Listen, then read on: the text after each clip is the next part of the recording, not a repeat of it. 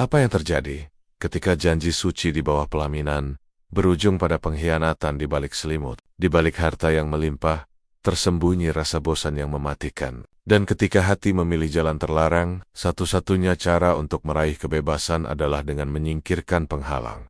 Inilah kisah Santi, seorang istri yang memilih kegelapan, merajut santet untuk melumpuhkan suaminya sendiri, demi cinta terlarang bersama kekasihnya. Namun, dalam dunia sihir, setiap perjanjian memiliki harga, dan terkadang, kekuatan yang kau kirimkan tidak pernah benar-benar hilang. Siapkah Anda menyaksikan saat kutukan berbalik ketika jarum penyesalan itu menancap? Bukan pada target, melainkan pada dada pengirimnya sendiri. Santi duduk di ruang tamu mewah mereka. Matanya kosong menatap layar televisi yang menampilkan program berita. Namun pikirannya jauh melayang. Suaminya, Dewa, adalah pengusaha properti yang sukses, kaya raya, dan di mata orang lain, sempurna. Tapi bagi Santi, Dewa hanyalah pria yang terlalu sibuk. Kantor, dan rapat. Bahkan saat ulang tahunku tahun lalu, dia hanya mengirim bunga dan meminta maaf lewat pesan suara. Gumam Santi pada dirinya sendiri. Memainkan liontin kalung yang bukan pemberian Dewa di lantai atas. Lampu ruang kerja Dewa masih menyala terang. Ini sudah pukul 11 malam. Pemandangan ini adalah rutinitas pahit Santi selama 3 tahun terakhir pernikahan mereka. Ponsel Santi bergetar. Sebuah pesan masuk dari Bayu, mantan kekasihnya, saat kuliah. Bayu masih terjaga, San? Ku dengar Reo masih sibuk dengan kerajaannya lagi. Hati Santi menghangat. Bayu adalah karyawan di perusahaan kompetitor Dewa, dan mereka sudah diam-diam bertemu selama 6 bulan terakhir. Bayu selalu memberinya perhatian, selalu ada. Santi membalas. Seperti biasa. Aku lelah, Yu, benar-benar lelah. Tiba-tiba, suara pintu ruang kerja Dewa terbuka di lantai atas. Dewa turun dengan wajah lelah, tapi matanya menyipit melihat Santi yang panik menyembunyikan ponsel. Dewa, kenapa belum tidur? Ada apa dengan ponselmu? Santi, tidak ada apa-apa, Mas. Hanya dari grup arisan, kebohongan kecil yang terasa seperti batu besar di lidahnya. Dewa, aku minta maaf, sayang. Proyek di Kalimantan sedang kacau. Sebentar lagi semua beres. Kita liburan ya. Dewa mencoba memegang tangan Santi, tapi Santi menariknya pelan. Santi, maaf Mas, kepalaku sakit. Konflik batin Santi. Ia merasa bersalah, tapi rasa frustasinya jauh lebih besar. Ia merasa Dewa hanya memberinya uang, bukan waktu dan cinta. Rasa frustrasi inilah yang menjadi bensin bagi rencananya. Dewa akhirnya tidur di kamar mereka, langsung terlelap karena kelelahan. Santi menatap wajah Dewa yang damai, sebuah ide gelap yang sudah lama bersarang di kepalanya. Kini terasa masuk akal. Santi diam-diam mengambil ponselnya dan menelepon Bayu. Suara Santi berbisik. Santi, Yu, kita tidak bisa terus seperti ini. Aku mau kita bersama selamanya. Bayu, maksudmu kau akan minta cerai? Santi, cerai akan memakan waktu lama. Dewa tidak akan pernah melepaskanku dan hartanya. Kita harus membuat dia pergi. Ada jeda yang berat. Santi mengambil napas, lalu melanjutkan. Suaranya kini dingin dan penuh tekad. Santi, ingat kenalanmu yang di Banten? Kembang 7 rupa itu. Bayu terdiam di ujung telepon. Kau seriusan? Itu perbuatan kotor dan berbahaya. Santi, aku tidak peduli. Aku hanya ingin bebas dan bersamamu. Aku sudah siapkan semua uangnya. Besok malam, kau hubungi dia. Aku mau Dewa lumpuh. Aku ingin dia tidak bisa bicara, tidak bisa bergerak. Jadi dia tidak akan pernah bisa menghalangi kita. Santi menutup telepon, lalu berdiri di samping tempat tidur Dewa. Ia menatap Dewa dengan campuran cinta lama, rasa benci baru, dan ketakutan luar biasa. Tangan Santi gemetar, menyentuh pipi Dewa, lalu dengan cepat ia menarik kembali tangannya, seolah tersengat listrik. Di matanya, yang ia lihat bukan lagi Dewa, tapi penghalang kebahagiaannya. Ia berjalan ke lemari, membuka kotak perhiasan. Di antara tumpukan kalung berlian dan gelang emas, ia mengeluarkan sebuah foto pernikahan mereka. Ia meremas foto itu hingga kusut, lalu menyimpannya kembali. Tekadnya sudah bulat. Pagi hari, rumah mewah itu terasa tegang. Dewa merasa sangat tidak enak badan. Tubuhnya pegal, kepalanya berat, dan ada rasa dingin yang menusuk tulang meski cuaca di luar terik. Dewa mencoba sarapan, tetapi tiba-tiba ia muntah air putih di wastafel. Santi mendekat, berpura-pura cemas. "Santi, Mas, kamu kenapa? Wajahmu pucat sekali. Mungkin kamu harus istirahat total hari ini." Dewa menatap Santi dengan mata merah, penuh curiga. Perasaan Mas tidak enak. "San, tadi malam, saat Mas tidur, Mas mencium aroma aneh, seperti melati malam. Kamu menyalakan pengharum ruangan baru?" Santi terkejut. Jantungnya berdebar kencang. Aroma melati malam adalah ciri khas sesajen yang Bayu sebutkan. Santi berusaha tenang, menyentuh dahi Dewa. "Tidak, Mas. Aku hanya menyalakan lilin aromaterapi lavender. Mungkin kamu terlalu lelah sampai halusinasi." "Sudah, Mas harus tidur. Biar aku yang urus kantor hari ini." Dewa mengangguk lemah. Namun saat dia berjalan menuju kamar, pandangannya jatuh ke meja ruang tamu. Ada sedikit noda hitam, seperti bekas tanah kering di karpet. Ia yakin noda itu tidak ada tadi malam. Dewa menoleh ke belakang, melihat Santi tersenyum padanya. Senyum yang terasa palsu dan jauh. Konflik internal Dewa. Apa yang sebenarnya terjadi? Kenapa badanku mendadak begini? Siang itu, Santi berpakaian serba hitam dan pergi ke sebuah tempat terpencil di pinggiran kota. Area pekuburan tua yang diselimuti pohon beringin raksasa di sana. Ia bertemu dengan Bayu dan seorang pria tua kurus berwajah keras bernama Ki Jaga. Si dukun yang direkomendasikan Bayu, Ki Jaga, tersenyum sinis. Sambil mengelus kantong kain berisi bunga. "Nyonya Santi yang terhormat, kau datang untuk memesan kematian suamimu, Dewa. Apakah kau siap dengan bayarannya?" Santi mengeluarkan amplop tebal berisi uang. "Ini bayaran awal. Saya mau dia lumpuh, menderita, sampai dia mati perlahan. Tapi jangan sampai ketahuan kalau itu santet." "Ki Jaga, permintaanmu mudah. Ini adalah kembang 7 rupa yang kumasukkan ke medium tanah kuburan. Tapi kau butuh media pengikat dari suamimu. Sesuatu yang sangat dekat dengannya, yang memiliki ikatan batin kuat." Senshi Terjiang. Ia ingat Dewa selalu memakai cincin kawin mereka. Tidak pernah dilepas. "Santi, cincin kawin. Apakah itu cukup?" Ki Jaga tertawa kecil. Suara serak seperti gesekan daun kering. "Cincin kawin adalah janji pertama. Itu ikatan yang kuat. Tapi saya tidak butuh cincinnya. Saya butuh benda lain yang menempel pada tubuhnya. Sesuatu yang melambangkan ikatan darah." Bayu menyela, panik. "San, kita sudah sejauh ini. Jangan mundur." Santi melihat Bayu, lalu menghela napas. Ia ingat kata-kata Dewa tentang rambutnya. "Rambut. Santi, saya tidak punya banyak waktu. Saya akan berikan rambutnya. Rambut dari sisir yang ia pakai setiap hari. Dan saya akan menambahkan setetes darah saya pada mediumnya. Ini sebagai kontrak darah agar tidak ada pengkhianatan dari sisi saya." Ki Jaga tertegun, lalu tersenyum lebar. "Nyonya, kau adalah wanita yang berani. Darahmu akan mengikat sihir ini.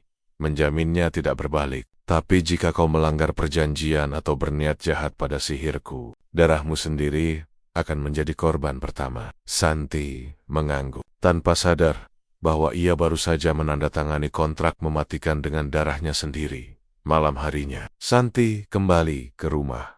Dewa sudah tertidur lelap setelah minum obat yang dibelikan Santi. Dengan tangan gemetar, Santi masuk ke kamar mandi pribadi Dewa. Ia menemukan sisir Dewa, mengambil beberapa helai rambutnya, dan memasukkannya ke dalam kantong plastik kecil. Saat hendak keluar, mata Santi tertuju pada meja kecil di samping tempat tidur. Di sana, tergeletak sebuah benda yang tak pernah Dewa lepas. Jam tangan antik pemberian almarhum ayahnya. Pikiran Santi, Ki Jaga bilang media pengikat harus kuat. Jam tangan ini Dewa anggap keramat. Ini akan lebih kuat dari sekadar rambut. Santi bergerak cepat, mengambil jam tangan itu, tepat saat tangannya menyentuh logam dingin jam itu. Dewa di tempat tidur mengigau keras. "Dewa, jangan ambil." Santi kaget setengah mati. "I membeku." Dewa membuka matanya sedikit, tapi matanya terlihat kosong dan tidak fokus. Ia hanya meracau.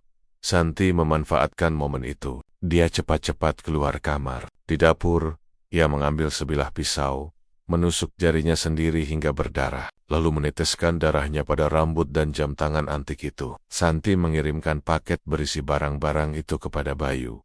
Beberapa menit kemudian, ia masuk ke kamar untuk melihat Dewa.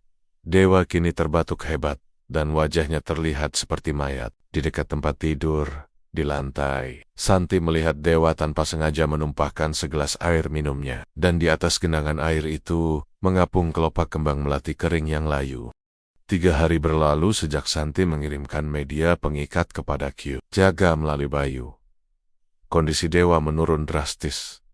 Dewa tidak lagi bisa berjalan. Tubuhnya terasa berat, kaku, dan mulutnya mulai sulit mengeluarkan kata-kata yang jelas. Ia sering menangis tanpa suara, matanya penuh keputusasaan, seolah jiwanya terperangkap dalam raga yang lumpuh. Santi berpura-pura menjadi istri yang paling setia. Ia memanggil dokter, melakukan scan otak, dan segala macam pemeriksaan medis, yang semuanya berakhir dengan hasil nihil. Tidak ada penyakit yang terdeteksi secara medis. Adegan menarik. Dokter pribadi Dewa. Dia terima, terlihat bingung. Dia terima, Nyonya Santi. Saya sudah memeriksa semua hasilnya. Secara medis, Tuan Dewa hanya mengalami kelelahan ekstrem. Tapi gejalanya, ini seperti ada kekuatan tak terlihat yang menahan geraknya. Kami tidak bisa berbuat banyak di rumah. Mendengar kata kekuatan tak terlihat, hati Santi mencelos. Ia tahu itu adalah santetnya, konflik ideologis Santi. Ia merasa bersalah melihat Dewa menderita. Tetapi saat yang sama, ia merasa lega. Karena rencananya berhasil. Rasa bebas itu lebih kuat daripada rasa kasihan. Santi segera mengambil keputusan. Ia menghubungi pengelola panti Jompo Kasenian, sebuah tempat mewah di pinggiran kota yang dilengkapi fasilitas perawatan. 24 jam Santi berbicara pada Dewa yang hanya bisa menatapnya. Mas, kamu butuh perawatan yang lebih intensif. Aku tidak tega melihatmu di rumah terus begini. Aku akan pindahkan kamu ke Kasenian. Aku akan sering menjengukmu sayang. Dewa berusaha melawan. Ia menggerakkan tangannya ke arah laci meja, tempat akta pernikahan mereka disimpan. Ia mencoba berteriak, tapi hanya suara erangan parau yang keluar. Santi, Esti, diam, Mas, jangan melawan. Ini demi kebaikanmu. Saat para perawat datang dan mengangkat Dewa ke atas stretcher, Dewa berhasil mengeluarkan satu kata, suara serak dan penuh kesakitan. Kutukan. Santi menahan napas. Ia menepisnya sebagai racauan orang sakit. Tapi kata itu menusuk telinganya. Adegan menarik penuh konflik saat Dewa dibawa keluar rumah. Mata Dewa tidak menatap Santi, tapi menatap bingkai foto pernikahan mereka yang tergantung di dinding. Cermin di sebelahnya memantulkan bayangan Santi, yang kini terlihat sangat bahagia dan lega kontras dengan penderitaan Dewa yang tak terperi. Sore hari, setelah Dewa resmi dikurung di panti Jompo, Santi memanggil Bayu ke rumahnya. Rumah yang tadinya terasa dingin dan mencekam, kini terasa hangat dan bebas. Mereka merayakan kemenangan mereka. Bayu-san, ini gila, kita benar-benar melakukannya. Taya limp, kita bib. Bayu memeluk Santi erat. Santi tertawa, tawa yang lepas dan penuh euforia. Padahal, di ruangan yang sama, beberapa jam lalu Dewa sedang meronta kesakitan. Santi, sekarang kita bisa menikah tanpa perlu berurusan dengan perceraian yang rumit. Dewa akan meninggal perlahan di sana, dan semua hartanya akan jadi milikku. Lalu, milik kita. Namun, di tengah perayaan mereka, ponsel Bayu berderi. Itu telepon dari Ki Jaga. Bayu mengangkat telepon, wajahnya berubah pucat. Ada apa, Ki? Semuanya sudah sesuai rencana. Bayu mendengarkan. Wajahnya semakin tegang. Ia menutup telepon, lalu menatap Santi dengan mata penuh ketakutan. Santi, kenapa Yu? Kenapa wajahmu begitu? Apakah santet itu ada masalah? Bayu menelan ludah dengan susah payah. Ki Jaga bilang, santet ini bekerja terlalu cepat. Dia bilang energi Dewa sangat kuat, dan santetnya haus. Ki Jaga meminta kita segera melakukan ritual penguatan. Jika tidak, energi santet yang berlebihan itu bisa mencari inang lain. Santi tertawa sinis. Mencari inang? Itu omong kosong. Aku sudah memberikan darahku sebagai ikatan. Tidak akan berbalik. Saat Santi mengucapkan kata-kata itu, di tengah ruang tamu mewah, lampu gantung kristal di atas mereka tiba-tiba meledak, jatuh berkeping-keping. Kaca-kaca tajam berserakan di lantai. Santi dan Bayu tersentak, terdiam dalam keheningan yang mencekam. Dan di antara serpihan kaca itu, Santi melihat bayangan dirinya sendiri di bayangan itu. Ada jarum hitam yang menancap di dada Bayu. Kemenangan mereka ternyata berlumuran darah dan penuh dengan bahaya yang baru. Semenjak insiden lampu kristal meledak, rumah Santi terasa dingin dan asing. Santi mulai mengalami kesulitan tidur. Setiap malam, ia mendengar suara aneh seperti langkah kaki yang tersendat-sendet di lantai atas. Padahal ia sendirian. Bayu sudah tidak mau menginap lagi setelah insiden itu. Ia takut jika kutukan itu benar-benar mencari inang lain. Santi terbangun pukul 3 pagi. Ia mendengar suara bisikan parau yang samar, persis di sebelah telinganya. Bisikan, dingin sangat dingin. Santi melompat dari tempat tidur. Jantungnya berdebar kencang. Ia menyalakan lampu, melihat sekeliling. Tapi tidak ada siapa-siapa. Suara itu terdengar persis seperti suara dewa yang sedang sekarat. Ia berusaha meyakinkan diri bahwa itu hanya halusinasi akibat stres dan rasa bersalah. Ia buru-buru menyalakan TV dan mencoba mengalihkan perhatian. Konflik batin Santi. Ia mulai dihantui. Ia merasa dewa sudah tidak berdaya. Tapi mengapa rohnya seolah masih bergentayangan di rumah ini? Ketakutan itu mulai mengikis rasa senangnya atas kebebasan yang ia dapatkan. Santi memutuskan untuk mengunjungi dewa di panti jompo Kasenian. Bukan karena rindu, melainkan karena ingin memastikan dewa benar-benar lumpuh total dan tidak bisa berkomunikasi. Ia harus menenangkan pikirannya.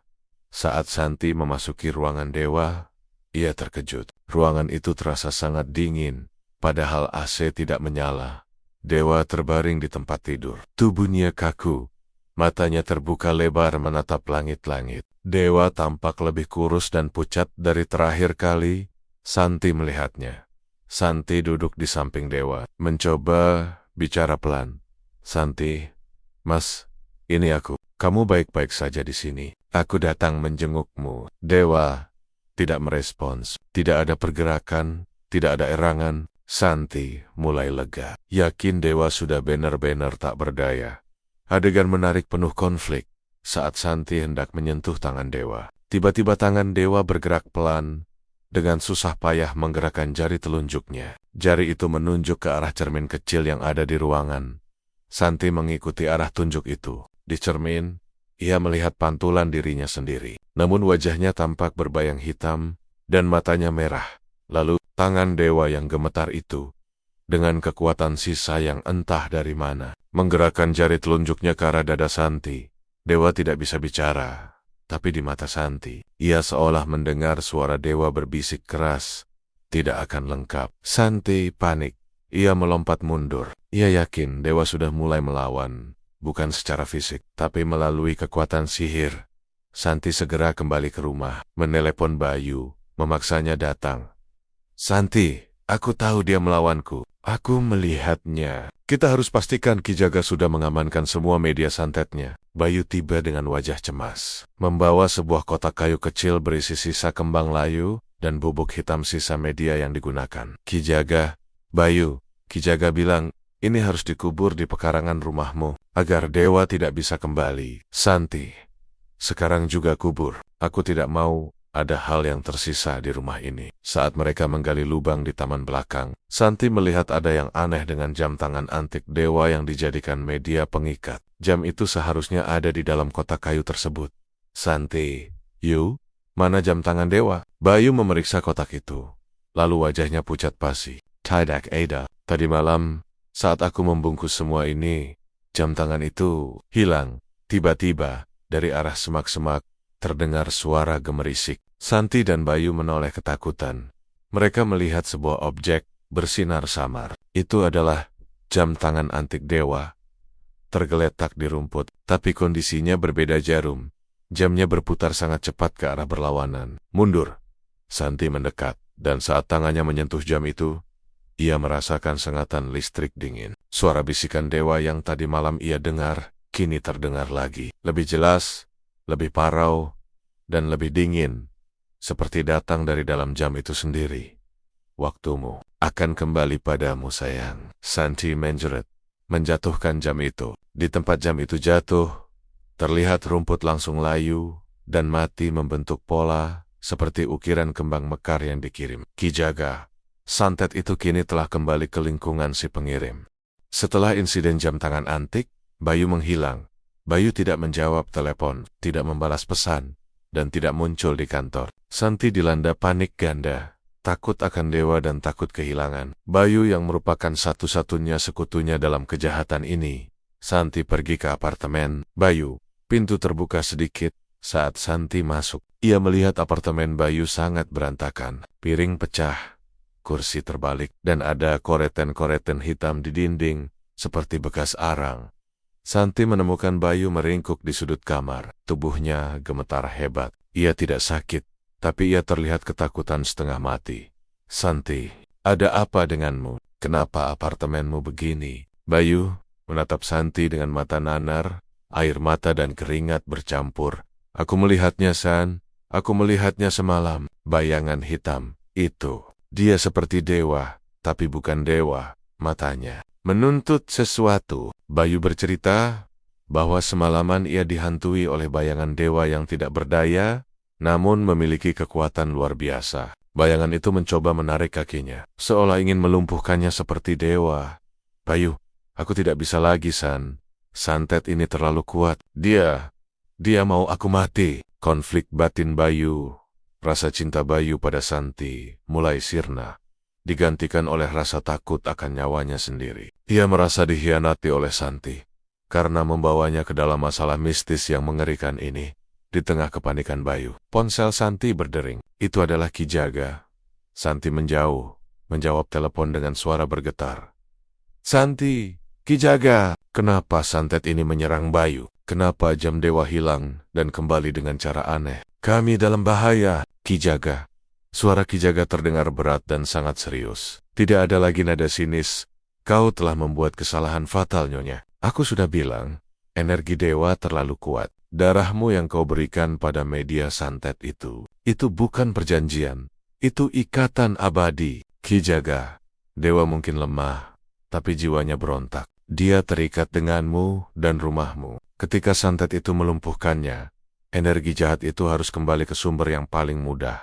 Siapa saja yang terlibat dalam perjanjian darah itu. Santi, lalu kenapa jamnya kembali? Kenapa Bayu diserang? Ki Jaga, jam tangan antik itu adalah pelindung turunan. Energi santet tidak bisa menghancurkannya, hanya bisa membalikannya. Santet yang berbalik tidak melumpuhkan, Nyonya. Dia menarik kehidupan. Ki Jaga memberikan kabar buruk yang mengguncang Santi. Ki Jaga, Bayu sekarang adalah inang sementara. Santet sedang menghisap energinya. Dan karena kau adalah inang utama yang terikat darah, tujuan akhir santet itu adalah dirimu. Santet ini tidak akan berhenti sebelum kau mengalami penderitaan yang sama, atau lebih buruk dari dewa. Ki Jaga memutus sambungan telepon. Santi terdiam. Wajahnya pucat pasi. Ia menyadari rencananya telah menjadi bumerang. Santi kembali ke Bayu. Ia mencoba menenangkan Bayu, tapi Bayu kini menatapnya dengan penuh kebencian. Bayu, kau yang menyeretku ke sini. Kau bilang itu hanya akan melumpuhkan. Kau yang harusnya menanggungnya. Bayu tiba-tiba menyerang Santi. Ia mendorong Santi ke dinding dan mencengkeram bahunya. Bayu, aku akan pergi. Aku akan kabur. Kau urus dewa sialanmu dan santet sialanmu. Saat Bayu berbalik dan berlari menuju pintu, tiba-tiba dia berhenti di ambang pintu. Kaku. Bayu menjerit kesakitan, memegangi dada. Santi melihat sebuah bayangan hitam melintas cepat, seperti kilatan. Bayu roboh ke lantai, tubuhnya kejong-kejong. Santi mendekat, ketakutan melihat mata Bayu yang memutih. Tangan Bayu merangkak, mencoba meraih Santi, tapi tubuhnya sudah tidak bisa digerakkan. Bayu kini lumpuh total, persis seperti dewa. Di tengah kekacauan itu, Santi merasakan nyeri tajam di dadanya. Ia membuka baju sedikit dan melihat ada titik merah kecil di kulitnya, seperti bekas tusukan. Itu adalah tusukan jarum pertama. Santi menatap Bayu yang tak berdaya di lantai, lalu menatap titik merah di dadanya. Ia tidak jadi bebas. Ia telah menciptakan dua mayat hidup, dan kini ia menjadi sasaran. Di saat yang sama, ponselnya berdering lagi.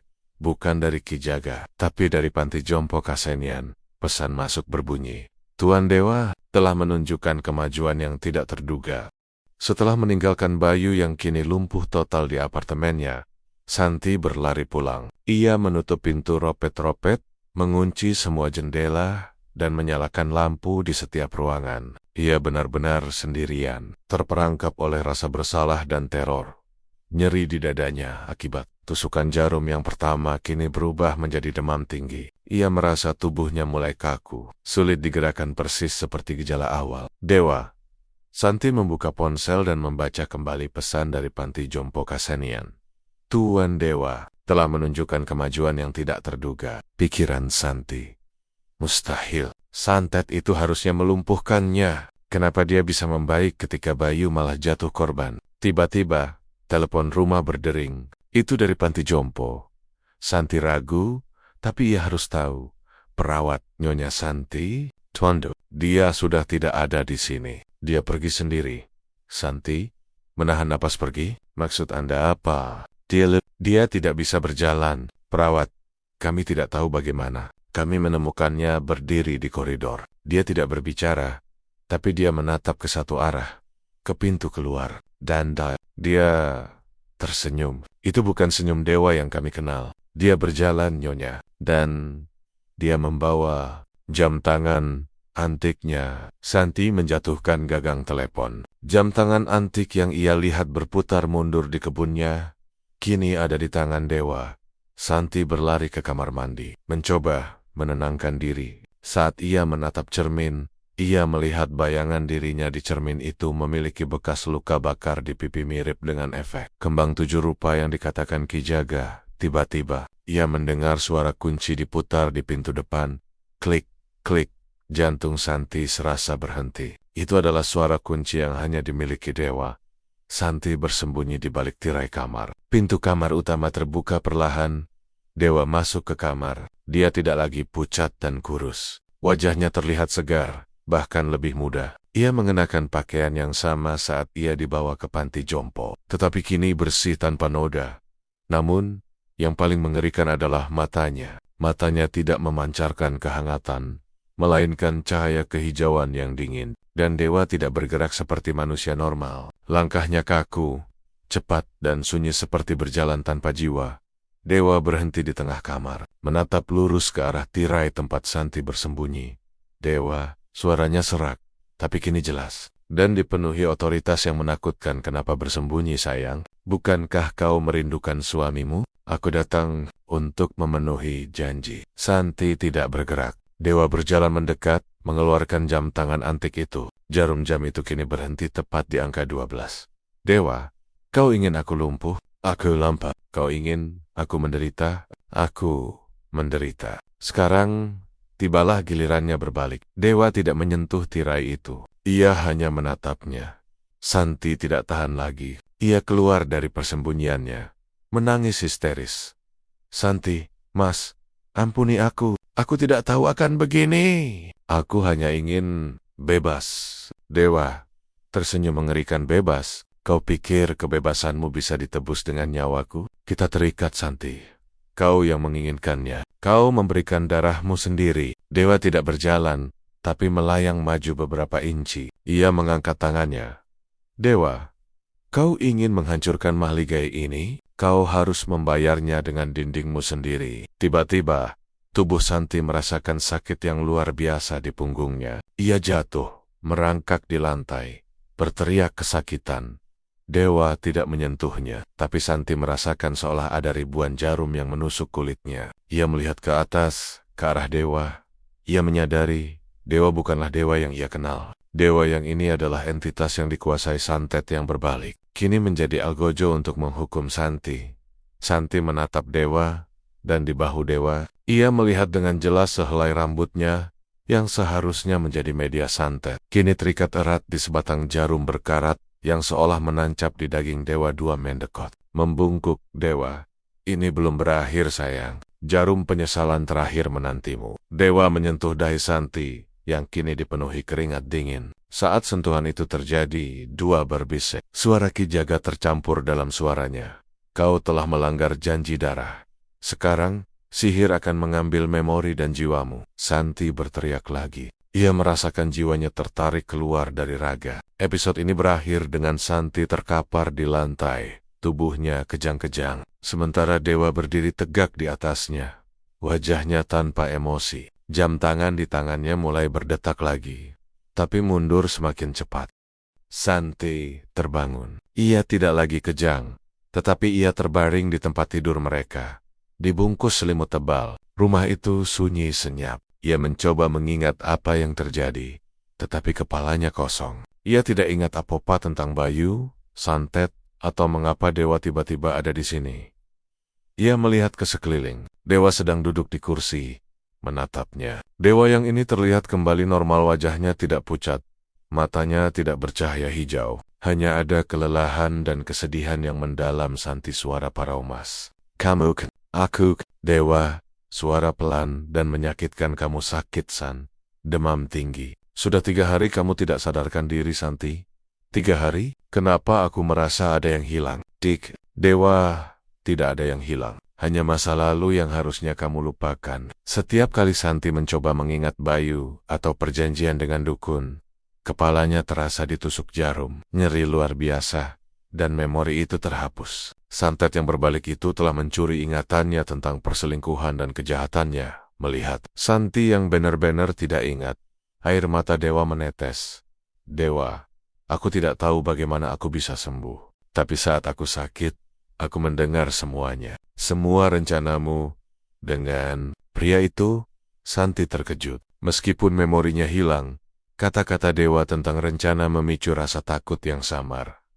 Santi, aku tidak mengerti. Dewa berdiri, berjalan ke lemari, dan mengeluarkan sebuah foto pernikahan yang sudah kusut. Dewa, kau meremas foto ini karena kau ingin menghancurkanku. Kau mengirim Santet kepadaku, sayang. Kembang 7 rupa, agar aku lumpuh dan mati perlahan. Saat Dewa mengucapkan kata Santet, kepala Santi kembali berdenyut hebat. Ia menjerit kesakitan, memegangi kepalanya. Santi, Mas, jangan, sakit. Dewa menahan air matanya. Aku tidak bisa menolongmu, San. Santet itu berbalik padamu, Bayu. Dia sudah lumpuh total, dibawa ke rumah sakit jiwa, dan kamu dihukum dengan kehancuran memori. Dewa mengeluarkan sisir yang digunakan Santi sebagai media Santet. Di sisir itu, terikat 1 helai rambut Dewa dan sehelai rambut Santi yang kini terikat menjadi simpul mati oleh jarum berkarat yang kecil. Dewa, ini adalah jarum yang kau tanam di diriku. Kini, aku hanya bisa sembuh jika kamu mengakui semua perbuatanmu. Jika kamu menunjukkan penyesalan sejati. Santi merangkak di lantai, air matanya membanjiri pipi aku. Aku ingat Bayu, aku ingat uang, aku ingat dukun. Aku minta ampun, Mas, aku salah, aku pengkhianat. Dengan setiap kata pengakuan, nyeri di kepala Santi semakin hilang, digantikan oleh rasa penyesalan yang membakar jiwanya. Tepat setelah Santi menyelesaikan pengakuannya, muncul lagi bayangan hitam di sudut ruangan. Entitas yang selama ini menjadi algojo Santet berbalik. Bayangan itu mendekat. Bukan K2, tapi K Santi, bayangan hitam. Suara bergemuruh. Suara Dewa dan Ki Jaga bercampur. Penyesalanmu sudah kudengar. Tapi hukuman harus tuntas. Kontrak darah harus dipenuhi. Bayangan itu mengangkat tangan. Di tangannya, Santi melihat jarum terakhir yang memancarkan cahaya gelap. Jarum itu bersiap menusuk ulu hati Santi. Titik pusat kehidupan 2 melampet, memeluk Santi erat. Dewa, tidak! Jangan ambil nyawanya. Aku yang harus menanggung rasa sakit itu. Kami terikat sumpah pernikahan. Bayangan hitam. Ikatan telah kau rusak dengan pengkhianatan. Dewa, aku memaafkannya. Aku memaafkan semua kejahatannya. Aku menerima dia kembali. Dengan semua dosanya. Dewa memejamkan mata, memeluk Santi seolah melindungi jiwanya. Bayangan itu ragu sejenak. Akhirnya, jarum terakhir tidak menusuk Santi. Namun, jarum itu melayang dan menancap keras ke foto pernikahan mereka yang ada di tangan Dewa. Tiba-tiba, jarum penyesalan itu menghilang. Bayangan hitam lenyap. Dewa dan Santi ambruk di lantai. Kelelahan, Dewa menatap foto yang tertancap jarum. Foto itu kini terbelah 2, tapi tidak hancur. Dewa, kita selamat, San. Tapi pernikahan kita sudah mati. Santi menangis, memeluk kaki Dewa. Ceraikan aku, Mas. Aku pantas menerima hukuman ini. Sarakun, aku tidak bisa hidup denganmu setelah semua ini. Dewa mengangguk perlahan. Di pagi hari, Dewa membawa Santi keluar dari rumah itu. Rumah mewah itu kini sunyi, dipenuhi aroma melati layu.